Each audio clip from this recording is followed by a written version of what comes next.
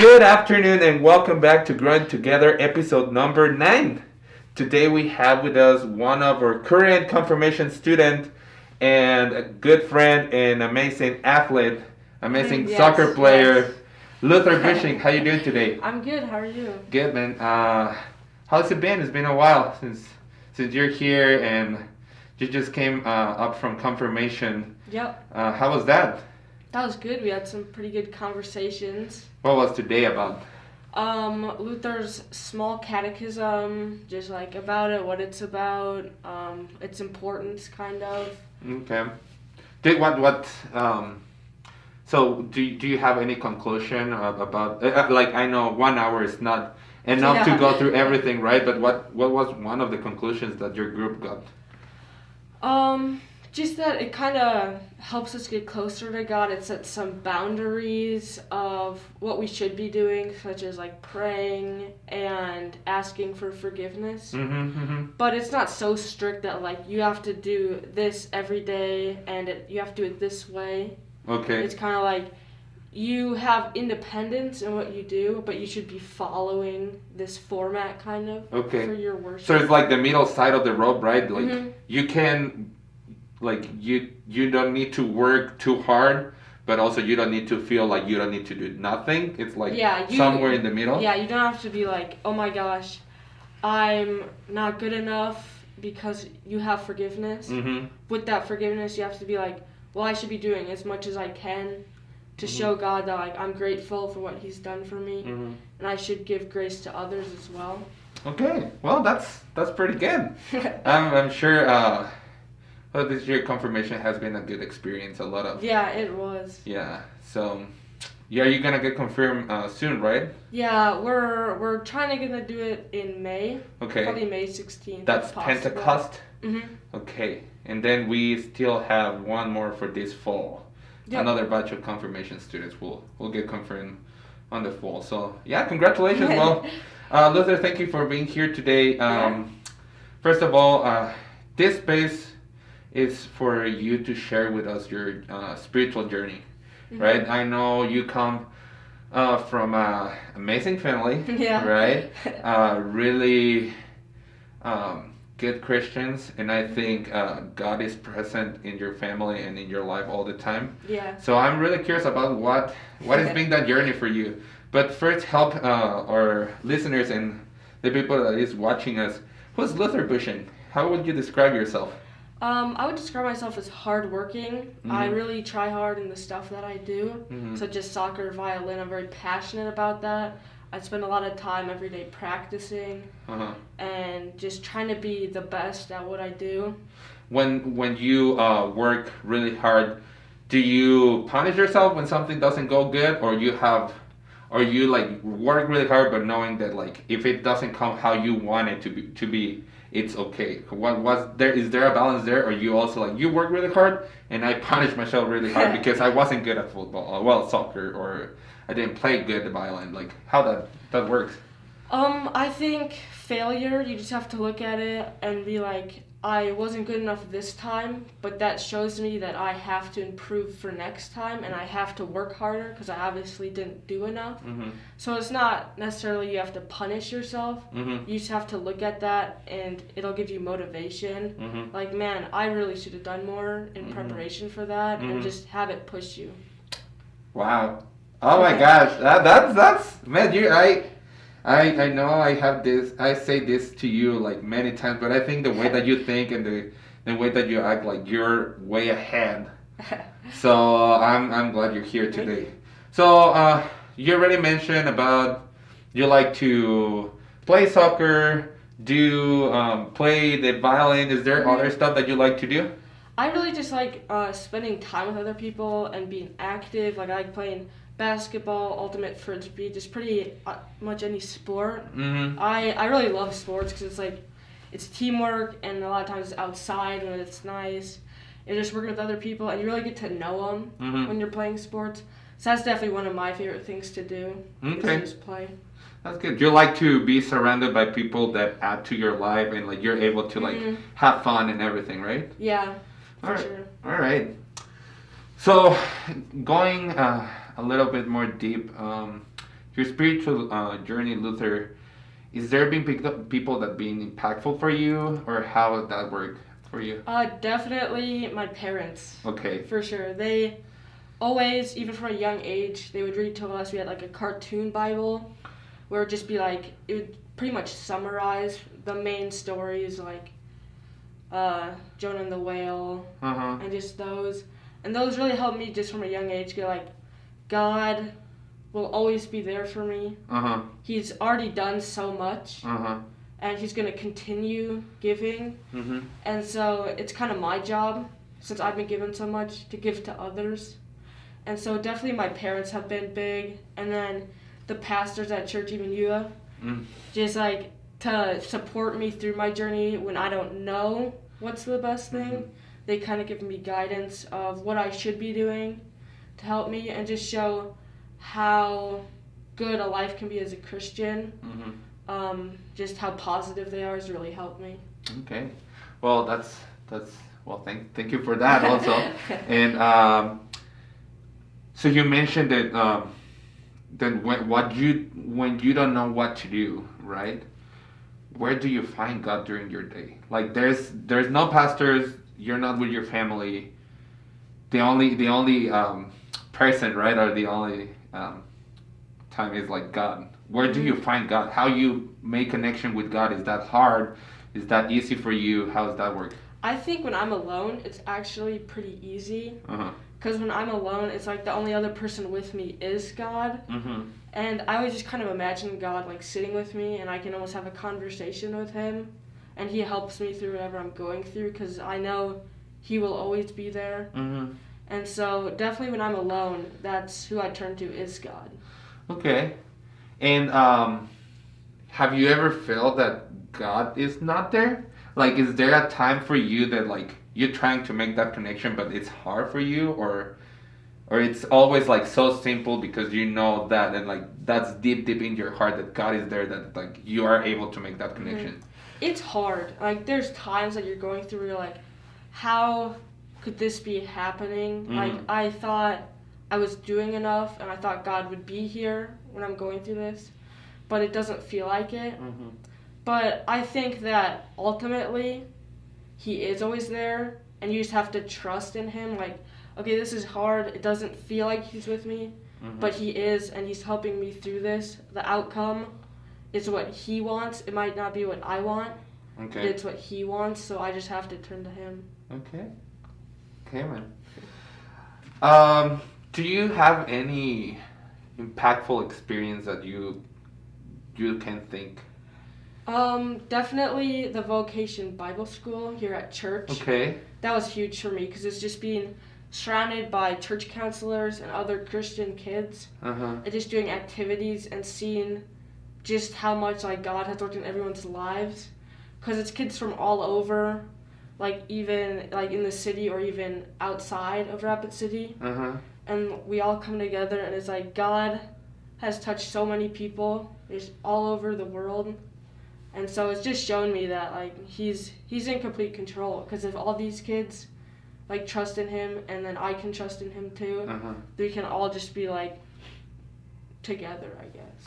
So Vacation Bible School, is that what age that was that? Is that when the counselors are here? Is that day camp? Yeah, it's counselors. It's when we were quite a bit younger. I don't know the exact age, but it was probably like 10, 11, 12 or something. And at that age, right, like most of us like 10, 11 years old, right, is like I just want to play, I just want to like, right?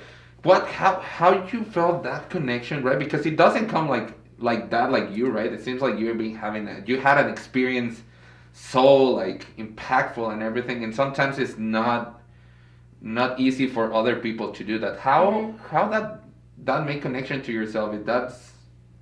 Do you have like any sense of it? I don't know. Just you kind of have to reflect on what's happened. I don't know. That's kind of what I do. Is like I've experienced this, and then how was God there during it? It's like the counselors they helped me get closer to God because they like would read us stories or whatever. The kids helped me get closer to God because they just like had fun, but at the same time it was like on like teamwork activities or like activities with God involved. And so I don't know, there's not really like a specific moment that like it just clicks for me. It's just like gradually over time, it's slowly like layers kind of build up of like, wow, God's been with me like through that, and then over time it's just like I trust God that He'll be with me through this too if He was already with me through all these past experiences. What would be your best time? Well, not time. Like, what would you think? Like from vacation Bible school, right? Day camps. What is the best thing that you remember that you would say like I remember having a lot of fun doing this or? Oh, I remember we went to Sioux Park. Okay. And it's called the pool noodle game. Okay. I don't know really why it's called the pool noodle game. Okay. But there's 2 end zones, and you try to run over there and take objects from the other team and run back. And so that was really fun because I was on my brother's team, Levi. We were on team together, so we'd both run down there and like there's pool noodles. I think that's what it's called, pool noodle game. And you'd grab it, you'd run back, and you couldn't get tagged by the other team. So that was really fun. We were just laughing the whole time. Now it's probably the most fun. The most fun in thing. Vocation Bible School. And what would be the time? The best time or the one that you remember the most when you will feel connected with God? You know, there's songs, there's like Bible studies, there's like Bible activities, right? Like what would you like from those, like which one would you say, like singing or teaching, or what would be that?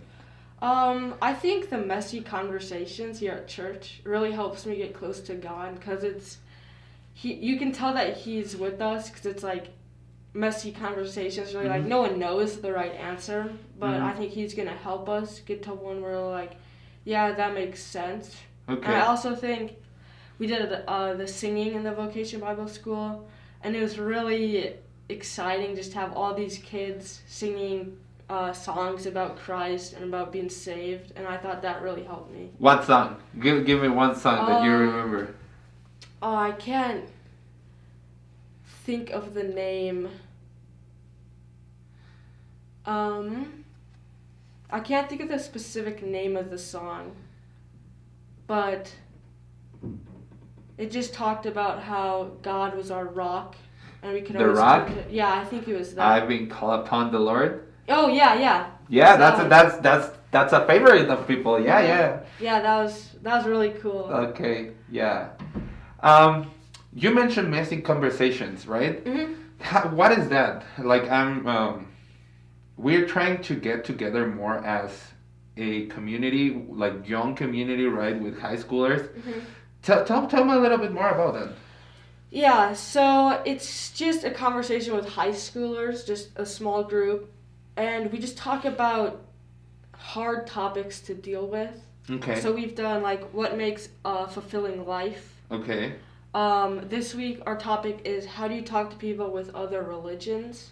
Okay. So like as a Christian, how would I talk to like someone who believes in different things? What can I talk about? What shouldn't I talk about? Like how should I interact with them when it comes to religion? And there's just a lot of different types of topics. They don't even have to be religious necessarily, but just how can you be the best person that you can be? And do you think like a lot of like your belief as a Christian affect the way that you answer during that time? Like, do you think like, for example, you're not talking about religion, but you're talking about, I remember like parents, there was like parents' expectations, right? There was one like that. Do you answer as just like as a like being yourself, or also like being a Christian and all your learning about like God and Christ and everything like helps you to answer or like try to like get a conversation with someone? Yeah, it's kind of mixed because I answer like as myself, but I also kind of answer as a Christian. It's like for how to lead a fulfilling life. It's kind of like, well, what can I do to like still support myself, kind of. Mm-hmm. But at the same time, what can I do to help others, which is what Christ has called us to do. Mm-hmm. So it's kind of a mix for me. Mm-hmm. Because it's like, well, I feel like my purpose is to help others and give back to others, help them find God. But how much can I do while still being able to live comfortably? Mm-hmm. Yeah. So it's kind of a combination of human and with God. Wow. Yeah, totally. I think like, well, we learn how to be a Christian, right? We were talking about the Ten Commandments or Luther Catechism and everything. Like all those things affect the way that we answer to the world or answer to our friend or as right. If there's no a Christian base, right, from home or even like from yourself, like you're trying to be like a better Christian and everything, like how you're gonna answer, like what are gonna be your basis to help others, right? So you mentioned your purpose. Tell me a little bit more about that. What do you feel is your purpose?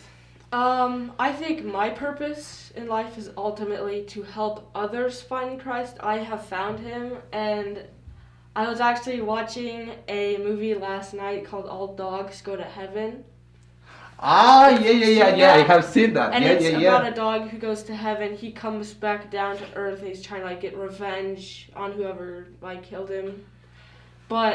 And I don't know, it just made me think like I have already secured my place in heaven because I believe in God. And so like I'm already saved. So now my job is to help other people be saved, because like maybe they don't have a church that they go to, or maybe they don't have parents that are Christian. And so it's my job as a Christian to help them, reach out to them and be like, you can turn to Christ through these problems. And I also think it's my job to help the planet too. I think God has given us an incredible planet, but we're kind of destroying it, and that's really sad. So I think as I progress through into life as my job, just as Levi said too, I think, I want to help the planet too and kind of stop global warming if there's any way that I can do that. I don't know exactly how it would come about or what I would be doing, but I just don't want to have a negative impact. I want to help pretty much. Do you think that there's a hard balance with your purpose specifically? You're saying that you're already so you're saved, you have a lot of grace, and your purpose is to like help others to understand and show them that way, right? Is that hard for you to find a purpose, or it's kind of like sometimes I do it, sometimes I'm not, like it's not like daily, like today I'm gonna try to tell someone that they're saved or something? How that works? It's really hard. It's hard not to get wrapped up in like school and just like life on earth, kind of. It's hard to be like, well, am I doing what God wants me to do? It's really hard to do that. But I think like when I pack for church, like Kids Against Hunger, and when I just like help others, like writing letters to the elderly, or placing like those rocks around the community, I think that helps me, like, okay, that's because it makes me feel good when I do that, like that is my purpose, like, is to spread God pretty much. And so it's really, really hard. I don't do it every day. Like it's hard to just like over and over and over just do the right thing. But it's definitely something that I'm gonna have to like grow into and just have to keep trying at it throughout my life. I think the key word is trying, right? Yeah. Like you said, I think like we get so absorbed or so stuck in life that sometimes we don't think about all the others, and we just think about ourselves all the time, right? But I think like God always gave us an opportunity to do something. You know, there's always something that we can do during your day that you would say like, well, at least, you know, like, I don't know, during playing soccer, someone like get fouled, and then you just grab the hand of your friend and like, come on, pick up, like, right, like, I'm gonna help you get up, and then let's keep moving forward. And like there's other examples that many simple examples that we can think about, and that's, I think, those are valuable too. Yeah. We can have a really long conversation with someone, right? And you can change the life of that person. But I do believe, and I don't know what you think about this, that like simple stuff also can make the difference. Yeah, I definitely think that too. Just kind of leading an example just throughout your life. You don't even have to like specifically be affecting them. You can just set an example and they can see you and be like, oh wow, God is with them. Maybe I can find God too. Wow, man. So, for what in your life do you feel the most grateful? Definitely my family. They have shown me God, and not even like in the realm of religion either, but they've helped me like just through everything. They've given me a house, food, clothes. They've just kept me healthy and happy. They've always been there when I was going through difficult times. And yeah, they're definitely what I'm most thankful for because they're always there for me. All right. Before we go, right, I usually do this activity with the people that comes. So there's a book called 3,000 Questions About Myself, right? So I want you to think about a number from 1 to 3,000. And if there's something that we cannot answer, maybe we think one more and then we go for it, right? Okay. So do you have a number? 444. All right, 444. Let's see, Luther. What is the craziest thing you ever asked Siri or Google Assistant? Oh, man. I don't really know. I don't use Siri a whole lot. I think Levi one time. There's a bunch of programmed jokes in the Siri, if you've seen that. Like, why are fire trucks red? If you've seen that, it tells you like a whole story. Okay. And I think Levi asked one time, where do you hide a body? Because then it goes through like a whole funny story of like Siri giving you like steps of what to do. I think that was the craziest thing he asked, just as a joke. Okay. But I can't really think, I don't use Siri a whole lot, so that's as much as I can say about that. All right, man. Well, for sure, I believe that like you're gonna touch someone's heart out there. I really think that you are an amazing man, not a kid. You really are way ahead, and I think like the way that you are, you're gonna open a lot of doors for yourself, and just keep being yourself. You're an amazing person, man, and I'm glad you're here. Thank you. Yeah, thanks for having me. All right, and thank you guys for watching us today, and we'll see you next week.